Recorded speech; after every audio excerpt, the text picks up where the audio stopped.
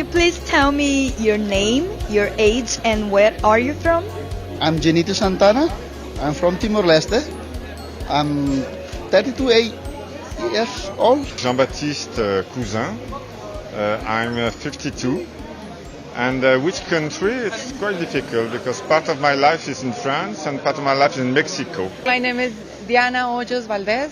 I'm from Colombia. I'm Sofia Tazi. I come from Morocco and Spain. Why are you here, Zenito? Well, actually, I'm invited to come to share some experience of our work that we do in Timor-Leste regarding to the well-being, and that's motivated me to come to see and hear more experience from others part of the world, of course, and especially from France. Mm-hmm.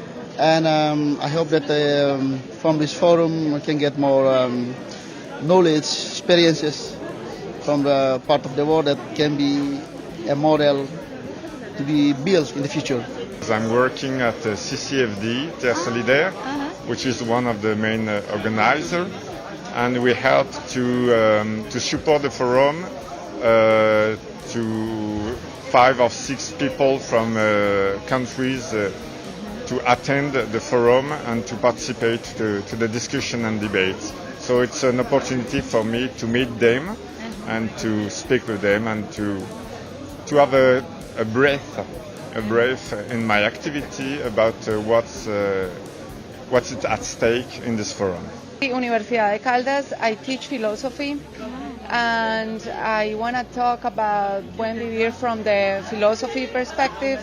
And I'm also talking a little bit about native communities in my country, because we have 102 native communities, but they only 62 of them have their own languages.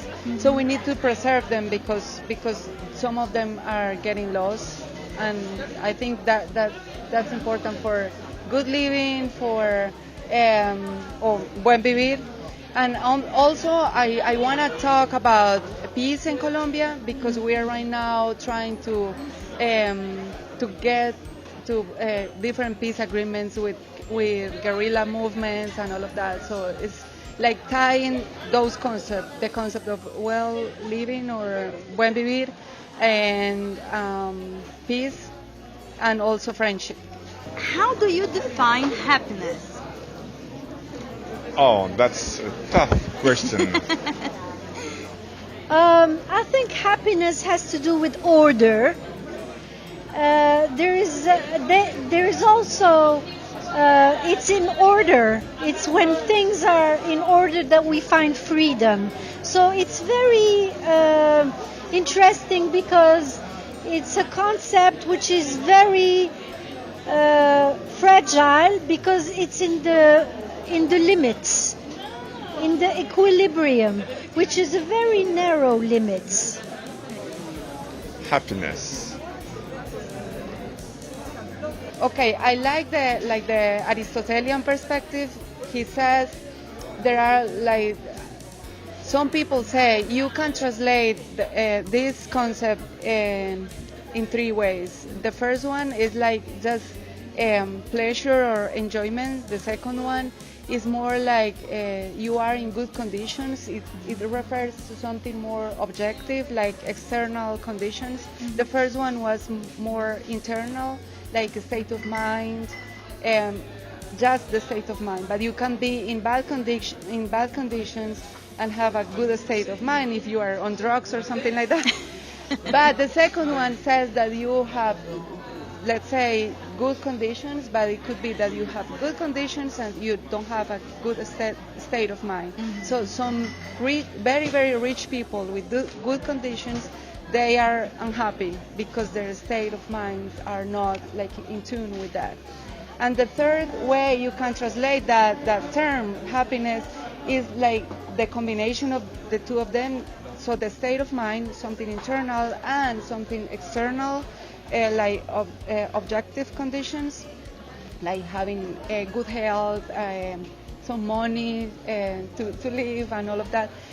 but also that your capacities are developed to the fullest. So that's like in philosophy we say human flourishing is when all of your potentialities are developed to the fullest. So I would say for me is the third meaning, and they say it's also a meaningful life, a life with sense, with a good sense. Happiness is when From our side, we can say happiness when the people are living in harmony, when people are living in peace. But of course, when we talk about peace, it's come from the heart. So how the people feel, they are happy. That means people will feel happy if they have enough food, if people have enough good shelter, house, if people can feel like they have enough water, they have enough, they have a good environment for nature that will be very friendly with them. They will live in a healthy condition without conflict, so that the peace will be there and that is a well-being. I think that happiness is not only objective situation, but it's also like a deep conviction. I think that I may decide if I'm happy or not happy. So I want to be happy. So generally I decided to be happy. Do you think that money can buy happiness? I don't think money can buy happiness. Happiness comes from the heart. But of course, nowadays people think that happiness is money because everything you have to buy. That's why we think that money is not the indicator that people have to be happy. But happiness, we have to find another way how people feel they are happy with their life, with their condition, that they will be living in peace, living in harmony. Of course not. Money cannot buy health. Money cannot buy laughter. But money can buy a yacht so that you're in the water, in the sun, and having fun. No, it's a difficult question with my wife, which is Mexican, and who is coming from very popular background.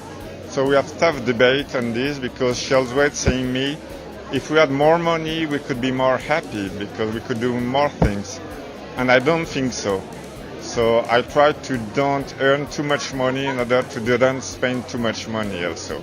Nobody helps. I mean, you can buy things that could give you, that could help you have at least the external conditions, but you need to work on your internal conditions too, and develop your capacities to the fullest.